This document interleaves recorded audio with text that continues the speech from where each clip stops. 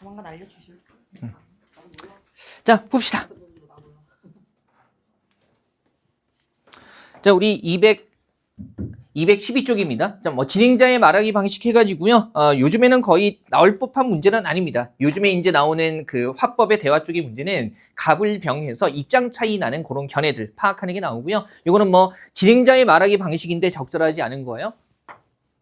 요거는 단순하게 한번 보죠. 그죠? 일단 바로 찾아볼게요. 선택지 1번에 상대방이 통계 수치를 제시한 의도를 자기 나름대로 풀어서 설명한다. 우리 진행자 기준으로요. 5번째 발화 한번 보시면 여러분들 교재 기준으로 그죠? 진행자의 첫 번째 말, 두 번째 말, 세 번째, 네 번째, 5번째 발화 한번 보시면 그죠? 그러면 요 부분이죠. 그러니까 속도를 10km로 낮출 때 2분 정도 늦어지는 것이라면 인명사고의 예방과 오염물질의 감소를 위해 충분히 감수할 만한 시간이라는 말씀이시군요. 라고 해가지고요. 그죠? 상대방이 얘기한 통계 수치 몇 프로 준다에 대해서 자기 나름대로 풀어서 설명하는 게 여기서 드러나는 겁니다. 그죠? 이건 확인만 하죠. 그 다음에 선택지 2번 보면 상대방의 견해를 요약하며 자신이 이해한 바가 맞는지 확인하고 있다. 진행자의 맨 마지막 말 보면 되는 거죠. 그죠? 맨 마지막 말 보면 교통사고 줄이고 보행자 안전을 확보할 수 있다는 점, 교통체증 유발이 미미할 것이라는 점, 체증 유발이 미미할 것이라는 점, 오염물질 배출이 감소할 것이라는 점에서 이번에 제한속도 조정 정책은 훌륭한 정책이라는 것이군요. 맞습니까? 라고 해가지고요. 그죠? 요약하면서 이해한 바가 맞는지 확인하고 있고요. 3번도 보죠. 상대방의 주장에 대한 이견을 소개하고 그에 대한 의견을 요청한다라는 거. 우리 왜 진행자의 네 번째 발화 한번 보시겠어요? 그죠? 이 진행자의 네 번째 발화. 맞아요. 이 부분이죠. 그런데 일각에서는 그런 효과는 미미하고 오히려 교통체증을 유발해서 대기오염이 심할 것이라며 이 정책에 반대합니다. 이에 대해 말씀해 주시겠어요? 라고 해가지고 그죠? 의견 소개하고요. 일각의 의견 소개하고 말씀해 주시겠어요? 의견 요청하는 것도 드러납니다. 4번 같은 경우에 아예 안 나와 있죠? 그죠? 자신의 경험, 진행자가 자신의 경험 얘기하는 부분 없고요. 자, 넘어갑니다. 12번 보시면요. 요거는 옛날 고쳐쓰기 문제여서 어휘나 문법적인 내용이 살짝 들어가 있어요. 그죠? 물론 앞으로 보면 내용적인 맥락에서만 수정하는 게 지금까지 1, 2차 예시 문제하고 25년 지방직 국가직 9급에 나온 형태이기는 한데 우리가 그렇다고 해서 언어, 그러니까 문법에 관한 내용이 아예 범주에서 빠진 건 아니기 때문에 살짝 고쳐쓰기 문제에 들어올 수도 있습니다. 물론 뭐 띄어쓰기 정도까지 들어가지는 않더라도요. 그죠? 기본적인 어휘 차원의 그런 내용은 들어갈 수 있어요. 자, 지금 보면 적절하지 않은 것 얘기하고 있고요. 자, 얼마 전 나는 유명 축구 선수의 성공 과정을 담은 다큐멘터리 프로그램을 시청했고 방송을 본 대부분의 사람들은 괴로운 고난을 이겨낸 그 선수의 노력과 집념에 감동을 받았을 것이다. 근데 보세요. 1번. 기억은 의미가 중복되므로 고난으로 고친다. 원래 우리가 고난 자체가 무슨 뜻이에요? 괴로움과 난, 어려움이라는 뜻입니다. 그래서 고난 자체가 괴로움과 어려움이라는 뜻이기 때문에 그래도 우리가 고난 정도의 의미는 알잖아요. 그죠? 그래서 의미가 중복되니까 고난으로 고치는 거 아무 문제 없고요. 그 다음에 그러므로 나는 그 선수의 가족과 그 다음에 훈련 트레이너 등 주변 사람들에게 그러면 선수가 아닌 주변 사람들에게 더 큰 감동을 받았다라고 해서 앞 내용과 대조되는 거니까 그러므로가 아니라 어떻게 고치는 게 맞아요? 그러나 나는 주변 사람에게 더 큰 감동을 받았다. 이렇게 되는 거고요. 선수의 가족들은 선수가 전지훈련을 가거나 원정 경기를 할 때 뭉키 뒤에서 응원하는 역할을 했고 훈련 트레이너는 선수의 체력 증진은 물론 컨디션 조절 등에도 많은 역할을 하고 있었다. 나는 그런 훈련 트레이너가 되는 과정이 궁금해졌다. 자, 유체 이탈 화법이라고 우리가 얘기를 하죠. 그죠? 주변인들에게 감동을 받았는데 갑자기 트레이너는 어떻게 되지? 이거 말이 안 돼요. 그래서 이건 글 전체 내용과 관련이 없기 때문에 어떻게 해야 돼요? 삭제해야 돼요. 그죠? 유치이탈 화법이잖아요, 이거. 자, 어쨌든 그 다음에 비록 그 사람들의 그죠? 관심이 최고의 자리에 오른 그 선수에게 향한 것은 당연한 일로가 아니라고 그죠? 우리 왜 비록 같은 말들은 호응하는 구조가 비록 뭐뭐일지라도 해서 일이다 면이 아니라 당연한 일일지라도 나는 그 가족과 훈련 트레이너의 도움이 주목받지 못하는 것 같아서 안타까웠다라고 해가지고 우리 왜 일이라면이라는 가정은요 비록이라는 부사와 호응하는 게 아니라 뭐 만일, 만약 이런 식의 부사들과 호응을 하게 되는 겁니다. 그죠? 그러니까 우리가 일반적으로 자연스럽게 쓰는 문장의 형태는 아니라는 거죠. 그죠? 비록 뭐뭐일지라도, 비록 당연한 일일지라도 이런 식으로 수정하는 게 적절해요. 요즘에 그 스포츠 예능 보면 다 그 무명 선수들 주인공으로 다루는 스포츠 예능 되게 많잖아요. 그러니까 스타급 플레이어들하고 무명이었던 사람들. 그래서 왜 야구도 그 최강 야구, 뭐 불꽃 야구 이런 거 있고, 그다음에 그 농구도 김연경 선수가 지금 감독하는 뭐 있던데. 신인 감독 김연경, 그죠? 그래서 가끔 이제 뭐 짤 같은 것 뜨면 보는데, 나는 요즘에 그런 프로그램들 뭐 너무 눈물이 나. 그러니까 스타급 선수들이 뭐 다시 막 그건 별로 감동스럽지 않고 그 무명, 그러니까 열심히 노력하고 꾸준히 해왔는데 무명이었다가 다시 한번 이렇게 그 발 디디고 일어서는 거 보면은 그래서 이게 갱년기인가 그런 거 보면 자꾸 눈물이 나더라고요. 그죠? 그래서 스타 선수들보다는 무명 선수들 그렇게 하는 거 보면서 감동적이기는 하죠. 그죠? 자, 봅시다. 그다음에 13번. 자, 권 선생 갱년기. 이런 것도 설 돌리지 말고요. 그죠? 예. 원래 좀 예민하잖아요. 자, F기 때문에. 그죠?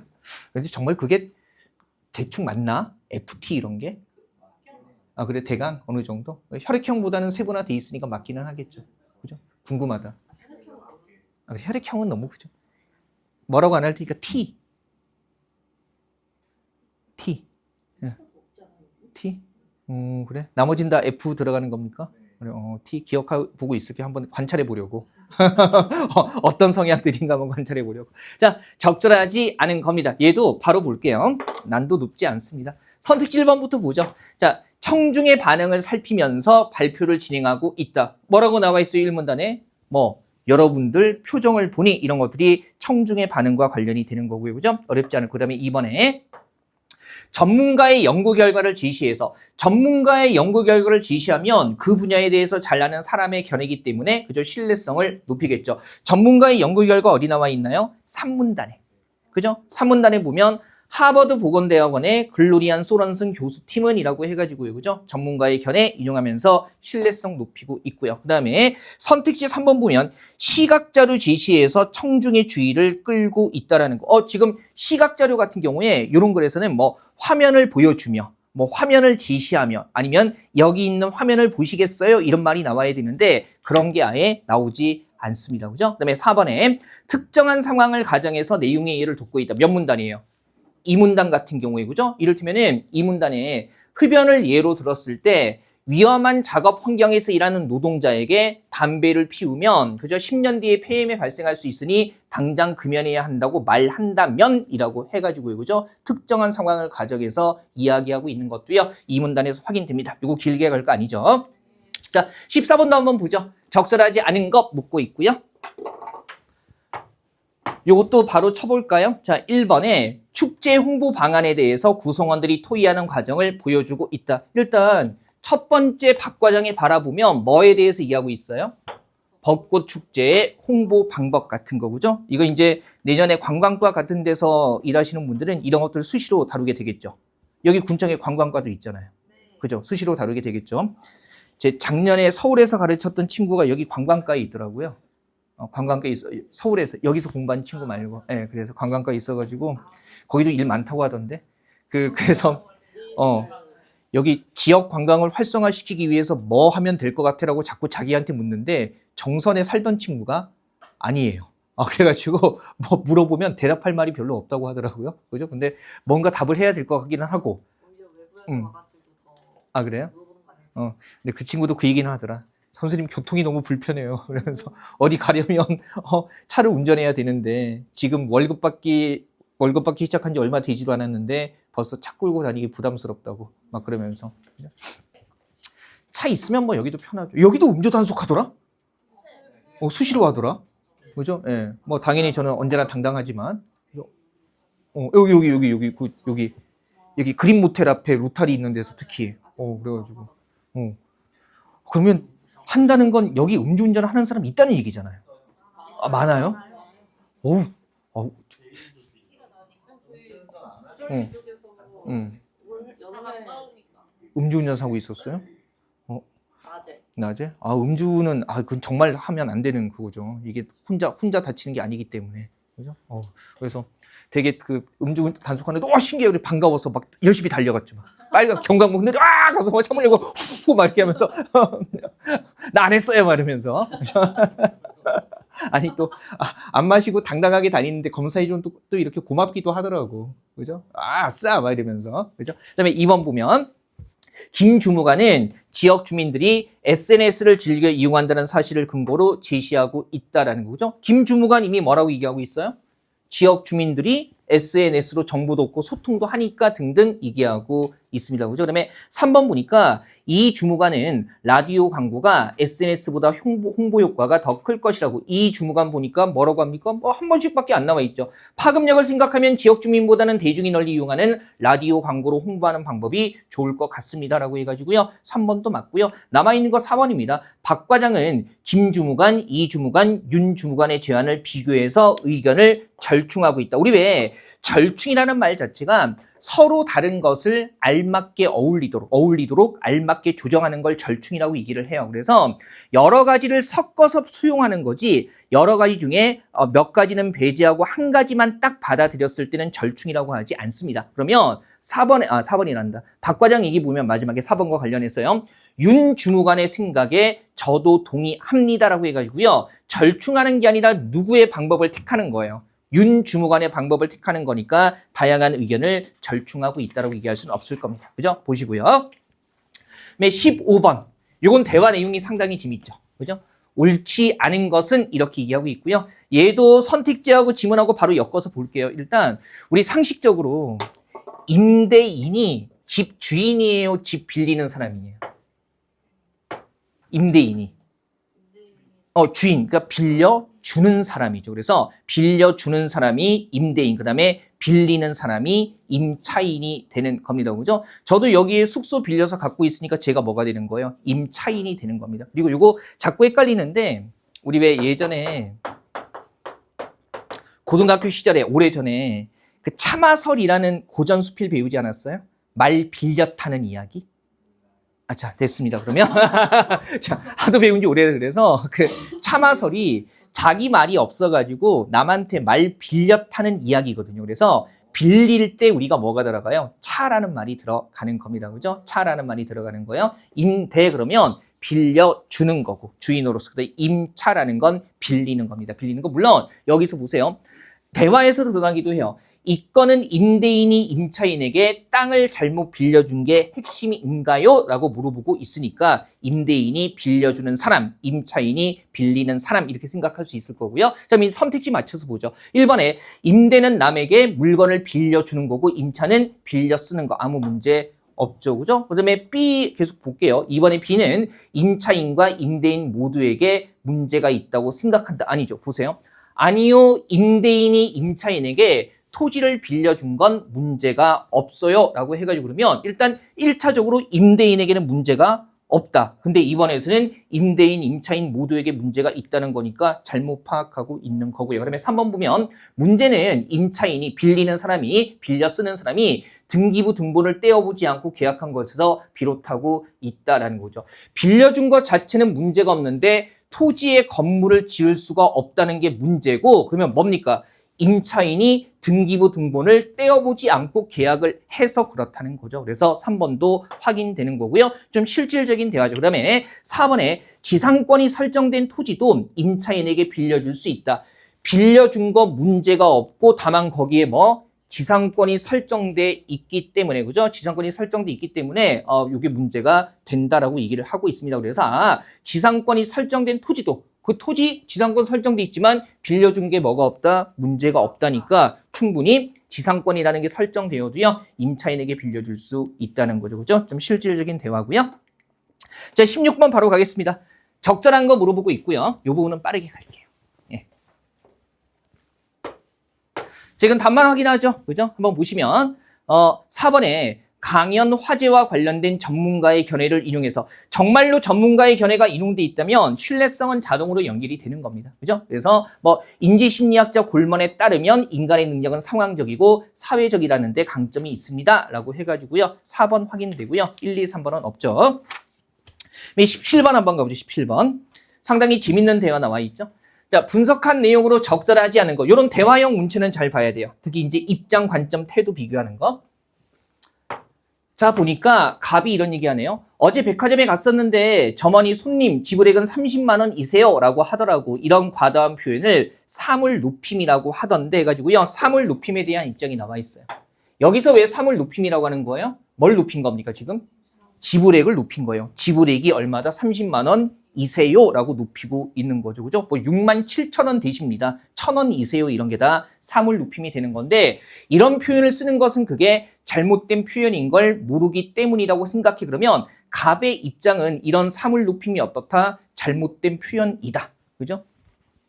쓰지 말아야 된다는 입장이겠네요. 그래서 이런 표현은 분명 잘못됐어 을도 동의하지만 얼마 전에 통계를 보니까 서비스업 종사자 가운데 80% 이상이 사물 높임이 잘못된 표현인 걸 알면서도 고객이 이 같은 표현을 선호하기 때문에 불가피하게 쓴다. 그러면 일단 을도 이런 표현이 어떤 표현? 잘못된 표현이라고 얘기를 해주고 있는 거고요. 그다음에 병 같은 경우는 나는 사물 높임을 고쳐야 할 현상이라고 생각하지 않아 그랬으니까 병은 뭐예요? 사물 높임을 그죠? 써도 괜찮다. 쓰는 거 괜찮다. 인정하는 입장이고요. 그다음에 정 같은 경우에 문법적으로 사물 높임이 잘못된 표현이라고 할 수 없어. 간접 높임은 높여야 할 대상의 신체 부위나 소유물 등을 높일 때 실현되잖아. 갑이 든 사례에서 지불액은 원래 갑의 소유였으니까 점원의 발화가 잘못된 표현이라고 할 수 없다라 그러면 사물 높임이라는 거 이거 충분히 괜찮은 표현이다라고 얘기를 하고 있는 겁니다. 입장이 원체 뚜렷하게 드러나죠. 그러면 1번에 갑과 을은 사물 높임을 사용하는 원인에 대해서 견해를 달리한다. 뭐예요? 갑 같은 경우는 잘못된 표현인 걸 모르기 때문이라고 생각해.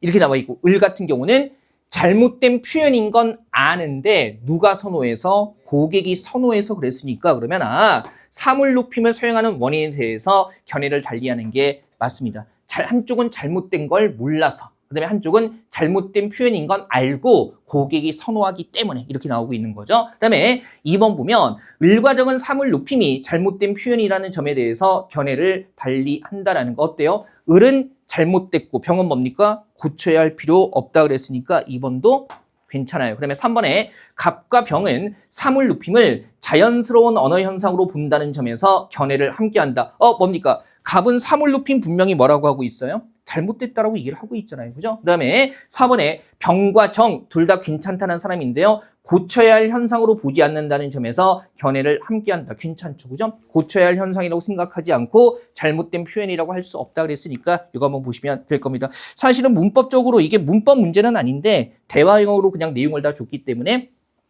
문법적으로 그 가격이라든가 주문한 물건 같은 거 이런 것들 높이는 것은 문법적으로 잘못된 거기는 합니다. 어긋난 거기는 해요. 그래서 물건의 가격 같은 거 원래 높이지 않습니다. 원래 높이지 않고요. 하긴 예전에 한참 됐죠. 제가 수업 시간에 말씀드린 적이 있는 것 같은데 2020년인가 2021년인가 그 서울의 모 백화점에서 그 백화점 업계에서 가격 높이는 게 국어 높임법에 어긋난다고 정확하게 쓰자. 그래서 이제 뭐 이런 거죠. 30만 원이세요라고 하지 않고 30만 원입니다. 뭐 이런 식으로 쓰는 걸로 교육을 했는데 고객 불만 접수가 엄청나게 늘어났다는 거죠. 직원들이 싸가지가 없다고. 그래서 고객 불만 접수가 엄청나게 늘어나서 바른말 쓰려다가 다시 예전으로 돌아갔다고 하더라고요. 왜냐면 고객님 이게 원래 뭐 높임법에 맞지 않는 표현이어서 이렇게 쓰는 게 맞고 저희가 고객님을 무시하거나 이런 거 아닙니다라고 일일이 설명하는데 지친 거죠. 그래서 그냥 잘못 쓰는 게 원래 맞는 건 줄 알고 있다면 맞춰줄게 에라 이러고서는 그냥 그대로 갔다고 하더라고요. 참 바른말 고운말 쓰는 것도 쉽지 않습니다. 그죠? 쉽지 않죠. 과도하게 이게 한국 사람들이 과도하게 높이는 걸 좀 많이 해서 그래요. 그죠? 뭐 이 옷은 품절이십니다. 그죠? 30만 원이십니다. 아메리카노 나오셨습니다. 아메리카노가 어른입니까? 그죠? 예. 그러니까 이런 거 괜찮죠. 손님께서 주문하시는 괜찮아요. 근데 아메리카노 나오셨습니다는 너무 과도하잖아요. 그죠? 손님 주문하신 아메리카노 나왔습니다. 라고 하면 돼요. 그죠? 주문한 물건이나 가격에는 기본적으로 높임 쓰지 않습니다. 자, 그 다음에 18번은 개요 문제가 단순하게 나온 거죠. 들어갈 말로 적절하지 않은 거고요. 얘는 지침 같은 거 없이 바로 나와 있는데 당연히 제목부터 보면요. 소음공의 문제점과 뭡니까? 개선 방안이고요. 보통 서론 맨 첫 번째 부분에서는 화제를 소개하면서 문제 제기를 하거든요. 자, 그렇게 본다면 가 부분에 소음공해의 개념과 심각성이라고 해가지고요. 문제점과 개선 방안을 이해하기 위한 문제 제기로 가에 이 내용 들어가는 건 적절합니다. 그죠? 그 다음에 나 쪽에 들어가야 되는 게 여기 교통소음, 산업소음, 생활소음, 기타를 포함하는 상위 항목이 들어가야 되는데 보니까 원인에 따른 소음공해 유형 맞네요. 교통, 산업, 생활소음, 기타 등등에서 소음공해 유형이라는 걸로 묶을 수 있을 거고요. 그 다음에 다 보니까 다는 뭐예요? 여기 1, 2, 3, 4번을 다 묶을 수 있는 게 들어가야 되죠. 근데 뭐가 들어갔어요? 소음공해가 어디에 미치는 영향? 신체에 미치는 영향이라고 했을 때 1번, 2번 같은 건 괜찮은데 갑자기 3번에서 생활이나 환경, 4번에서 뭡니까? 사회적 갈등이니까 이런 것들은 뭐로 묶을 수 없어요. 신체로 묶을 수 없기 때문에 그죠? 뭐 소음공해로 인한 여러 가지 문제점 정도로 묶어야 될 거고요. 그다음에 개선 방안 같은 경우에 보세요. 문제점과 개선 방안이 1대1로 대응되어야 된다고 했죠. 그죠? 그래서 이제 뭐 여기 보면은 네 가지가 나와 있기는 한데 내용상으로 그냥 보면 개인 차원의 거, 지역 사회 차원의 거, 그다음에 뭐 차원의 거, 정부 차원의 것도 상위 항목에는 맞습니다. 그죠? 이글 같은 경우는 얘하고 1대1로 대응되지는 않는데 그래도 상위 항목에 개선 방안을 1번, 2번 보니까 대응시킨 형태가 아니라 개인 차원, 지역 차원 이렇게 얘기하고 있기 때문에 마지막에 정부 차원의 개선 방안 들어가는 거 자연스러워 보입니다. 자, 19, 20번 가보죠. 19번 보면 얘는 아마 고쳐쓰기 문제 중에서 조금 생각을 해야 했던 문제에 속할 겁니다. 그죠? 조금 생각을 해야 됐던 뒤쪽에 이런 문제 하나 더 있어요. 조금 생각해야 되는 거 역시 적절한 거고요. 경어법 얘기하는데요. 우리말 경어법에서 어떤 인물을 높이지 말지를 결정하는 가장 큰 기준은 나이이다라는 거죠. 그럼 보세요. 고친 게 어떤 인물을 높일지 말지를 결정하는 가장 큰 기준은 나이 차이이다. 아니 나이이다나 나이 차이이다나 그 말이 그 말 아닙니까? 그래서 굳이 나이 차이라고 쓸 이유도 없어요. 그냥 나이에 따라서 쓴다는 거고 그런데 나이가 경어법 사용의 중요한 기준이라는 것이 단순히 보세요. 뭐라고? 나이 차이에 따라 경어법을 사용한다는 것만을 의미하는 것은 아니다라고 했으니까 굳이 나이 차이다라고 구체화할 필요가 없는 거죠. 그죠? 이것뿐만이 아니다라고 하고 있으니까. 자, 어떻게 해요? 화자와 청자의 절대적인 나이도 경어법 사용에 영향을 미칠 수 있다. 가령 절대적인 나이. 그러니까 내가 저 사람보다 나이가 많고 적고의 문제가 아니라 절대적인 나이 한번 보면은 가령 어려서는 반말을 쓰던 사람들이 어느 정도 나이를 먹은 이후에는 서로 존댓말을 쓰기도 하는 것이다 라는 거죠. 그러면 경어법 사용에 절대적인 나이가 영향을 미친다 그래서 반말 쓰다가 경어를 쓴다라는 거 아니겠어요. 그래서 갑자기 반말을 쓰기도 하는 것이다라고 쓸 수는 없을 겁니다. 그 다음에 디귿 쪽 보면 좋아요. 자, 직장에서는 직위가 경어법 결정에 중요한 요인이 된다. 하급자는 상급자에게 존대어를 쓰는 것이 원칙이고 직장에서 직위와 나이가 갈등을 일으킬 때는 대개 직위가 더 큰 힘을 발휘한다. 뒤에 내용 보죠. 상급자도 자기보다 연장자인 하급자에게 나이에 맞는 대우를 해주지만 그때의 정중함보다는 하급자가 나이 어린 상급자를 대하는 정중함이 더 크다. 그러면 나이가 우선이라는 거예요? 직위가 우선이라는 거예요? 직위가 우선이라는 거죠. 그죠? 그래서 자, 나이 어린 상급자를 더 정중하게 대한다는 거니까 직위가 우선이 된다는 거예요. 그래서 디귿에 직위가 더 큰 힘을 발휘한다를 바꿀 이유도 없습니다. 그죠? 계속 끝까지 가볼게요. 자, 나이와 직위 같은 요인 외에도 유대도 우리말에서 경어법 결정의 요인이다. 서로 존댓말을 하다가 친해지면 반말하는 사이로 바뀌는 것이 그 예이다. 그러나 우리말에서 나이, 직위 등과 같은 권세의 영향력이 유대의 영향력보다 작다는 점이 서구어와 다르다. 뒷내용 보니까 우리나라에서는 아무리 가까워도 상급자에게 반말을 허용하지 않는 것이라면 가까워도 상급자에게 반말을 허용하지 않는다는 것은 유대보다 뭐의 영향력이 크다는 겁니까? 직위와 같은 권세 영향이 더 크다는 거기 때문에 권세 영향력이 유대의 영향력보다 작다가 아니라 뭐라고 해야 돼요? 크다라고 얘기를 해야겠죠. 그죠? 그래서 가까워도 상급자, 나보다 직위가 높은 사람에게 반말을 허용하지 않는다는 겁니다. 그죠? 제가 내년에 9급으로 들어가면 사람들 되게 힘겨워하겠죠. 근데 우리나라에서는 제가 상급자에게 존댓말하고, 그죠? 정중하게 대하는 게 익숙한 겁니다. 그죠? 뭐, 먼 미래에는 가능할 수도 있는 얘기고, 그죠? 우리나라 사람들이 참, 그래요. 우리도 좀 이렇게 이름 부르고, 그죠? 그래서 요즘에 그 대기업에서는 과장님 이런 거 다 없앴다면서요. 팀 단위로 만들어서 그냥 팀장 외에는 다 수평적인 관계. 물론 이제 월급에 따라서 주어지는 그런 것들은 있는데, 근데 내적인 기준은 있어도 그렇게 뭐 과장님, 부장님 이런 거 쓰지 않고 팀 단위로 묶어서 그렇게 얘기 많이 한대요. 뭐 큰 기업들은 되게 익숙해졌다 하더라고요. 익숙해졌다고 얘기 많이 하더라고요. 그래서 제 친구 일하는 데도 얘가 회사 직급은 이제 이사인데 그냥 안에서는 그냥 한 팀의 팀장으로 불리더라고요. 그리고 이제 월급 받을 때는 뭐 그레이드 3, 그레이드 4에 합당한 월급 이렇게 해서 성과급 같은 거 주어지고 그래서 되게 좀 자유로워졌다고 하더라고요. 뭐 이사인데 청바지에 흰 운동화 신고 회사 다니던데?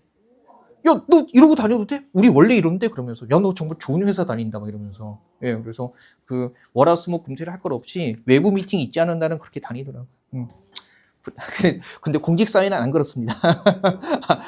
어떻게 보면 가장 보수적인 사회고, 보수적인 나쁜 것만은 아니죠. 나쁜 것만은 아닌데, 그런 변화가 가장 좀 덜 일어나는 사회 같아요. 자, 20번 문제는요, 만에 하나라는 차원에서 그냥 요거 하나 정도 보고 갑시다. 그러니까 보통 문학적인 수사법을 활용해서 글 쓰는 문제, 예전에 이제 문학이 출제될 때는 간간히 출제됐던 문제기는 한데 지금은 문학 부분이 아예 나오지도 않거니와 다만 이제 이런 형태의 문제를 아예 안 낸다라고 공식적으로 발표한 적은 없기 때문에 한번 가보죠. 자, 일단 해양 오염을 줄일 수 있는 내용적으로 생활 속의 실천 방법을 포함하라고 나와 있고요. 그 다음에 서리적인 표현. 요거라도 상식적으로 알고 있지 않습니까? 서리적인 표현이 뭐예요? 서리법, 서리적 표현. 의문문의 형식인데 답을 요구하는 것이 아니라 뭡니까? 예, 그냥 내용을 강조하는 거. 그러니까 의문문의 형식이지만 답을 요구하는 것이 아니라 내용을 강조하는 거. 우리가 서리적인 표현이라고 하죠. 뭐 이런 거. 빨리 들어가서 공부하지 못하겠니? 이런 거. 답하라는 게 아니죠. 들어가서 공부하라는 거예요. 그죠? 그런 게 이제 서리적인 표현이죠. 여러분 합격하면 제가 뭐 여러분한테 차 한 대씩 못 사주겠습니까? 뭐 이런 거. 그죠? 예, 그래서 그런 것들. 예. 타고 다니는 차 말고 다른 차도 많아요. 그죠? 귀여운 것들. 그래서 뭐 차 한 대씩 못 사주겠습니까? 이런 거 사줄 수 있다는 얘기잖아요. 그죠? 예, 정말 바라는 거 아니죠? 로또 당첨돼도 힘들 것 같은데. 그 다음에 비유적인 표현. 비유라는 게 한두 개가 아니죠. 근데 우리가 기본적으로 생각했을 때 어떤 하나의 대상을 다른 대상에 빗대어서 나타내면 그걸 뭐라고 하는 겁니까? 비유라고 하는 거예요. 여기서 굳이 직유, 은유, 의인, 화류, 풍유, 대유 이런 개념을 정리할 필요는 없고 대상을 있는 그대로 표현하는 것이 아니라 다른 것에 빗대어서 표현하는 모든 체계를 비유적인 표현이라고 합니다. 그럼 볼게요. 1번에 바다는 쓰레기 없는 푸른 날을 꿈꾸고 있습니다. 그러면 바다를 꿈꾸는 존재로 빗대고 있으니까 일종의 요거 의인법이 쓰인 거예요. 그래서 비유는 있고요. 하나 보는 거니까 요거는 보죠. 그 다음에 미세 플라스틱은 바다를 서서히 죽이는 보이지 않는 독입니다. 그러면 플라스틱은 곧 뭐다? 독이다. 이것도 은유의 방식입니다. 플라스틱 자체를 독이라고. 그 다음에 우리의 관심만이 그죠? 다시 바다를 살릴 수 있을 것입니다라고 나와 있는데 일단 뭐가 안 나와 있어요? 서리적인 표현도 없고요. 그 다음에 뭡니까? 생활 속 실천 방법도 없어요. 그래서 안 되고요. 비유만 있는 거네요. 2번에 우리가 버린 쓰레기는 바다로 흘러갔다가 해양생물의 몸에 축적이 되어 해산물을 섭취하면 결국 다시 우리에게 돌아오게 됩니다. 분리수거를 철저히 하고 일회용품을 줄이는 것이 바다로 살리고 우리 자신도 살리는 길입니다라고 해가지고요. 분리수거 철저히 일회용품 줄이는 거 생활 속 실천 방법은 나와 있는데 뭐도 없어요? 서리적인 표현도 없고요. 비유적인 표현도 없습니다. 그죠? 물론 1, 2번은 쉽게 걸러낼 수 있을 거고요. 그다음에 3번에 여름만 되면 피서객들이 마구 버린 쓰레기로 바다가 몸살을 앓는다고 합니다. 바다가 몸살을 앓는다. 이것도 일종의 사람에 빗댄 거기 때문에 의인법이라는 비유책에 쓰인 겁니다. 자, 그다음에 자기 집이라면 이렇게 함부로 쓰레기를 버렸을까요? 라고 물어보고 있지만 이건 물어보는 게 아니라 뭡니까? 자기 집이라면 버리지 않았을 거다. 이게 바로 서리적인 표현이죠. 그다음에 피서객들의 양심이 모래밭 위를 뒹굴고 있습니다. 자기 쓰레기는 자기가 집으로 되가져가도록 합시다. 이게 바로 뭐가 되는 겁니까? 생활 속 실천 방법이니까 3번 괜찮고요. 이거 살짝 4번 헷갈린 사람이 있을까요? 4번은 뭐가 문제예요? 뭐가 안 나와 있어요, 결정적으로? 생활 속 실천 방법이 없어요. 4번 보면 산업 폐기물이 바다로 흘러가 고래가 죽어가는 장면을 다큐멘터리에서 본 적이 있습니다. 이대로 가다간 인간도 고통받게 되지 않을까요? 서리적인 표현이기는 해요. 인간도 고통받을 것이다. 정부에서 산업 폐기물 관리 지침을 만들고 감독을 강화하지 않는다면 바다는 쓰레기 무덤이 된다. 바다는 쓰레기 무덤에서 비유법도 쓰이고 있는데 여기서는요. 정부가 할 일이 나와 있을 뿐이고 생활 속 실천 방법이 나와 있지는 않아요. 그래서 까딱 잘못하면 4번을 답으로 택하게 되는 겁니다. 그죠? 분명히 여기서 요구하는 건 생활 속 실천 방법이에요. 그죠? 보시고요. 자, 12회 화법 장문 조금 더 있는데요. 이것도 빠르게 한번 보죠. 12회 쪽입니다. 1번 보죠. 자, 말하기 방식 설명한 것으로 적절하지 않은 거. 여러분들 오늘 과제 13회까지인 거 알고 계시죠? 그죠? 13회 뒤에까지만 가봅시다. 자, 뭐 워크숍 얘기를 하고 있고요. 이것도 바로 치죠. 그죠? 이를테면 1번에 백 팀장은 팀원들에 대한 유대감을 드러내는 표현을 사용해서 유대감, 우리가 하나라는 느낌을 받을 수 있는 표현인데 그런 거 없잖아요. 우리는 한 팀이야. 뭐 이런 것도 없고 이게 팀이야. 뭐 이런 것도 없잖아요. 그죠? 예. 모르는구나. 이게 팀이야. 그 짤 몰라요? 그 홍명보 감독이 그 축구 감독할 때 선수를 호흡 못 맞춘다고 이렇게 선수를 라크룸에서 막 쓰레기통 같은 거 걷어차면서 이게 팀이야 막 화내는 장면. 그래 뭐 중요한 장면은 아닙니다. 어쨌든 뭐 우리가 한 팀이라는 그런 표현이 아예 없습니다. 그죠? 없고요. 그다음에 2번에 고대리는 백 팀장의 제안에 반대하는 이유를 명시적으로 밝히고, 그죠? 겉으로 드러나게 밝히고 요청을 거절하고 있다라는 거죠. 백 팀장이 게시판에 올리자 그랬더니 고대리가 뭡니까? 반대한다라고 하면서 영상 공개하는 게 어떻다? 부담스럽고 비교하는 게 비교된다 나와 있고요. 3번에 발언 초반에 백 팀장 발언의 취지에 공감하면서 팀장의 세면을 세워주고 있다고 그죠? 고대리는 좀 반대인데요 이러고 있고 임대리 저도 팀장님 말씀대로 사회생활 말렙이죠. 그죠? 그러면서 정보를 공유한다는 취지는 좋다고 생각해요라고 해가지고요. 취지에 공감하면서 백 팀장의 체면을 세워주고 있고요. 그 다음에 4번에 임대리는 대화 참여자의 의견을 묻는 의문문을 사용해서 자신의 의견을 간접적으로 드러내고 있다라는 거. 팀원들 의견을 먼저 들어보고 잘된 것만 시범적으로 한두 개 올리는 것이 어떨까요? 라고 해가지고요. 여기서 드러납니다. 자, 2번 바로 갈게요. 내용 수정하는 거고요. 한자가 나와 있다고 해서 한자 지식이 필요한 문제는 아닙니다. 적절한 거고요. 지금 보니까 난독을 해결하려면 정독을 해야 되는데 여기서 말하는 정독은 뜻을 새겨가며 자세히 읽음, 즉 정교한 독서라는 뜻으로 한자로는 이거 뭐겠습니까? 정독이죠. 뭐 여기서 말하는 정독은 이렇듯 한자 이렇게 쓴다는 정독이에요. 정독. 자세할 정자고. 자, 정독은 바른 독서를 의미하는 정독과 소리는 같지만 뜻이 다르다. 그죠? 발음은 같고요. 뜻 다르고요. 무엇이 정교한 것일까? 모든 단어에 눈을 마주치면서 제대로 인식하는 거고 이와 같은 정독의 결과로 생기는 어문 실력이 문해력이다 라고 얘기를 하고 있습니다. 그죠? 자, 모든 단어에 눈을 마주치면서 제대로 인식하는 정교한 독서 그죠? 자세할 정자 쓰는 이 정독이 맞을 거고요. 문해력이 발달하면 결국 독서 속도가 빨라져서 빨리 읽기인 속독이 가능해지고 빨리 읽기는 정독을 전제로 할 때 여기서의 전제라는 정독은 뭡니까? 그죠? 정교한 독서 얘기하는 거겠죠. 네. 짧은 시간에 같은 책을 제대로 여러 번 읽을 수 있기 때문에 그래서 문해력의 증가는 정교하고 빠르게 읽기. 이거 헷갈리면 안 되죠. 정교하고 빠르게 읽는 거니까 정교하다는 의미는 어떻게 썼어요? 이 정자로 썼거든요. 그래서 디귿의 정속독인데 갑자기 무슨 정자 쓰고 있어요? 바를 정자 쓰고 있기 때문에 당연히 3번은요. 그죠? 자세할 정자 쓰는 정속독으로 바꿔야 할 겁니다. 제시문에 그 한자가 쓰였을 때 의미를 명확하게 잡아주고 있기 때문에 요거 잘 보시고요. 그 다음에 리을 정독이 빠진 속독은 곧 빼먹고 있는 습관 난독의 일종임을 잊지 말아야 한다라고 해가지고 맥락상 정독 일단 자세히 이해하는 게 그죠? 정독이 생활화되면 뭡니까? 정속독. 자세면서도 빠르게 읽는 경지에 오르게 된다고 했으니까 그죠? 속독에 정독이 빠지면 안 된다는 얘기를 하고 있는 거예요. 그래서 리을 바꿀 이유 없습니다. 그죠? 한번 보시고 좀 껐나요? 예, 잘하셨어요. 그죠? 안 그래도 말씀드리려고 했는데 교실이 좀 덥죠? 그죠? 예. 근데 왜 일찍 꺼달라고 안 해요? 따뜻한 거 즐기고 있는 거야?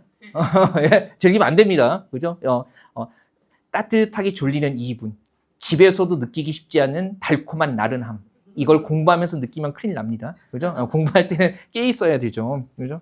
하긴 즐겁긴 하네요. 집에 있으면 잠도 안 오는데 꼭 나와서 공부하고 따뜻하면, 그죠? 책상 위에 엎드려 자는 잠은 왜 그렇게 달콤한지.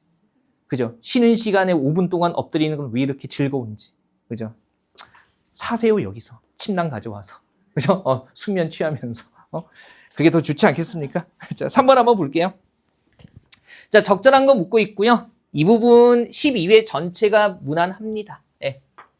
자, 가보죠. 일단 기억. 그죠? 상대 의견의 공감을. 저도 그 필요성을 절감하고 있어요. 오케이. 그 다음에 니은이요. 그런데 어떻게 준비해야 효과적으로 전달할 수 있을지 고민이에요. 라고 해가지고요. 정중한 표현을 사용해서 직접 질문하고 있다. 1번은 맞고요. 우리 왜 직접 질문이 아니라 어떻게 준비해야 효과적으로 전달할 수 있을까요? 라고 물어야 돼요.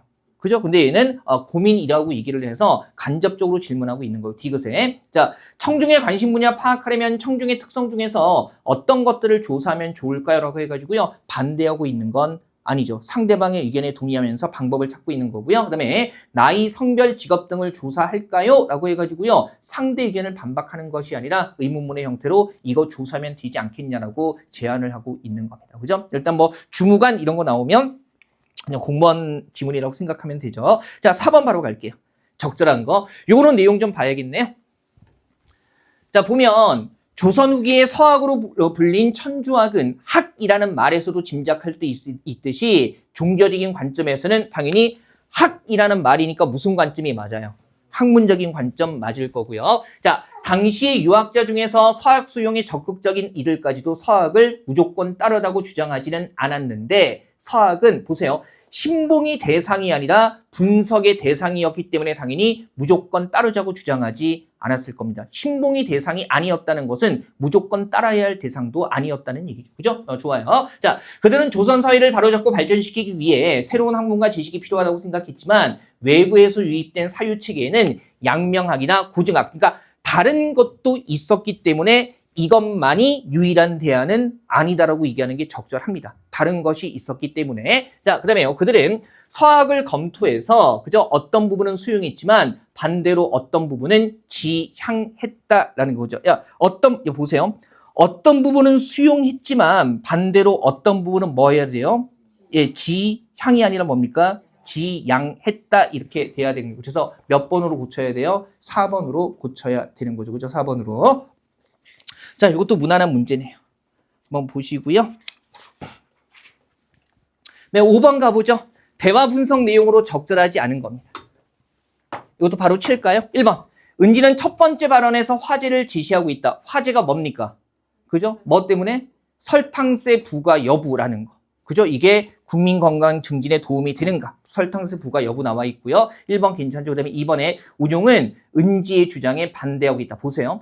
설탕세를 부과하면 당 소비가 감소한다고 믿을 만한 근거가 있니라고요. 근거에 대해서 묻고 있는 거지 상대방 주장의 근거를 묻는다고 반대한다고 단정할 수는 없어요. 그래서 반대하고 있다는 아니고요. 근거를 물어보고 있는 거고. 그죠? 그 다음에 3번에 은지는 두 번째 발언에서 주장에 대한 근거 뭡니까?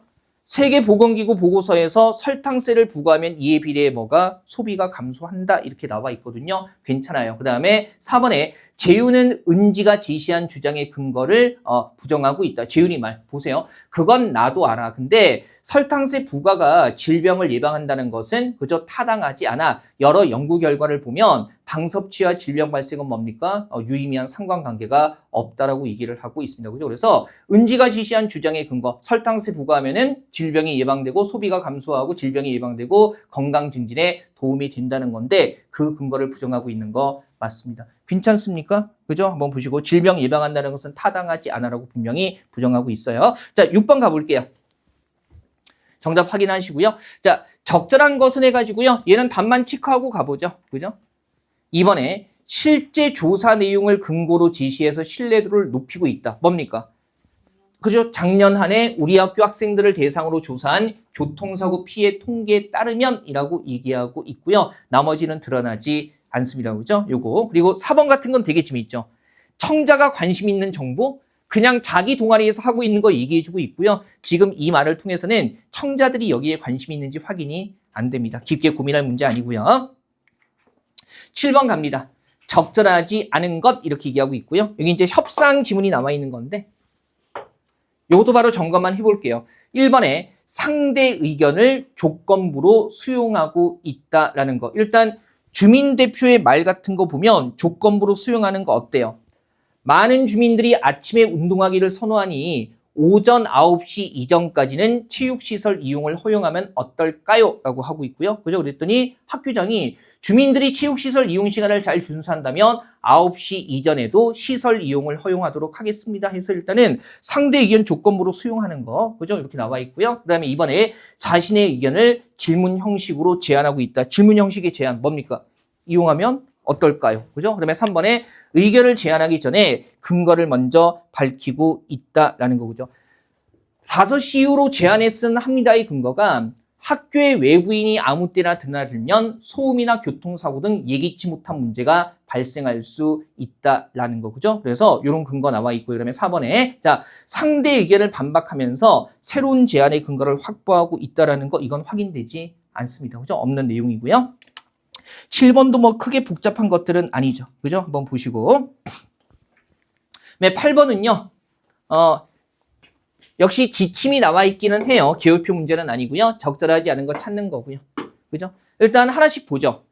첫 번째 지침, 제목을 중복된 표현 없이 간결하게 쓴다라는 거. 지금 제목 보니까 땡땡시에서 개최하는 땡땡시 취업 박람회라고 해가지고요. 지금 뭐가 중복됩니까? 땡땡시가 중복되니까 1번 땡땡시 취업 박람회 개최로 수정한다. 아무 문제 없고요. 그다음에 두 번째가 목적과 행사 개요를 주요 대상인 지역민과 지역 기업을 중심으로 작성한다라고 나와 있습니다. 그래서 지금 목적과 행사 개요면 니은과 디귿 쪽인데요. 니은에 지역 브랜드 홍보와 향토 기업 내실화로 지역 경제 활성화 도모, 그다음에 다 쪽에 이 디귿 땡땡시 취업지원센터 활동 보고라고 나와 있는데요. 그죠? 그러면 지금 주요 대상인 지역민과 지역기업 중심이니까 지역 브랜드 홍보가 아니라 지금 취업 박람회니까 뭐예요? 지역민의 취업률을 높이는 것 적절하고요. 그 다음에 디귿도요. 그죠? 땡땡시 소재 기업의 일자리 홍보, 취업지원센터 활동 보고보다는 지역기업 중심으로 한다 그랬으니까 그죠? 여기 있는 기업의 일자리 홍보 이렇게 되는 거고요. 그 다음에 세 번째 조건이 신청할 수 있는 방식을 다양하게 제시한다는 건데, 그러면 신청 방식에 온라인 신청자 접수 하나가 나와 있는데 행사 10일 전까지 누리집의 신청서 업로드가 뭐 하는 거예요? 온라인으로 신청서 접수하는 거니까 말만 바뀌었을 뿐이고요. 방법 자체가 다양해진 건 아닙니다. 그죠? 약간 웃음이 나오는 문제네요. 자, 그 다음에 9번 한번 가보면요. 이제 이런 식의 쉬운 지문은 잘 나오지 않을 거예요. 주로 대화가 뭐 사회적인 문제나 사회적인 이슈나 좀 학문적인 거 이런 게 나오기는 할 텐데 지민의 소통 방식으로 적절한 거 이거 바로 치죠. 그죠? 자, 3번에 상대방의 견해를 존중하면서 자신의 의견을 제시하고 있다라는 거. 그죠? 그래서 지민이가 뭐라고요? 그랬구나. 하긴 아이스크림 매출 증가에 관한 통계 자료를 인용해서 답변한 전략도 설득력이 있었어 라고 해가지고요. 정수 의견 수용하면서 하지만 초두 효과의 효용성도 크지 않을까 해 라고 해서 자신의 의견 제시하고 있습니다. 그죠? 금방 드러나는 부분이고요.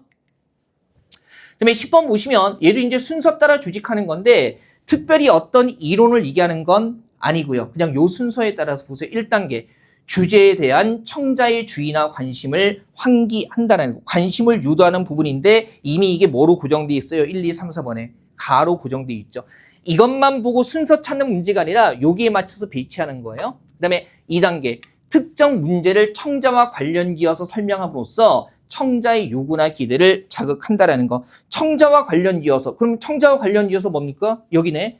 여러분도 가끔 자전거를 타는 경우라는 거. 이게 관련 짓는 부분이고요. 3단계 해결 방안을 제시해서 청자의 이해와 만족을 유도하고 4단계도 해결 방안인데 구체화한다 그랬으니까 좀 더 자세히 얘기해 주라는 거죠. 그러면 일단은 3단계에서 해결 방안 제시하는 게 뭐예요? 나 헬멧 쓰고 구체화하는 게 몇 번입니까? 4번. 자세히 이해하고 있죠? 75% 줄일 수 있다. 복잡하게 생각할 필요 없고요. 그 다음에 특정 행동을 요구한다. 뭐 반드시 헬멧을 착용하라 그랬으니까. 그래서 순서상으로 보면 이 단계에 맞춰서 가, 다, 나, 라, 마 이렇게 해가지고요. 2번 보시면 되겠습니다. 얘도 뭐 어렵지 않게 풀 수 있는 문제고요. 그다음에 11번, 12번, 12번까지 보고 우리 좀 쉬죠. 그죠? 땀 좀 식히죠. 예, 옮겨야 되기도 하고. 자, 11번에요. 적절하지 않은 것 이렇게 나와 있어요.